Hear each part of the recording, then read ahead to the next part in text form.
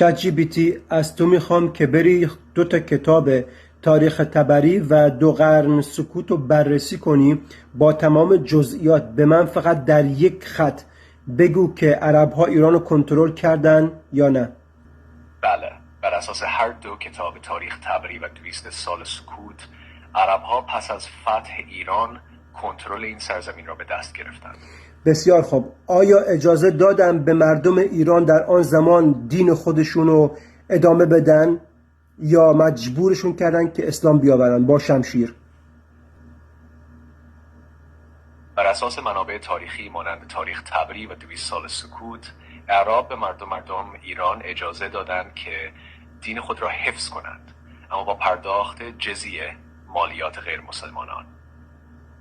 با این حال در برخی موارد فشارهایی نیز برای پذیرش اسلام وجود داشت و در طول زمان بسیاری از ایرانیان به تدریج اسلام را پذیرفتند. 3 از مزایای اسلام برای ایران در آن زمان را فقط نام ببر.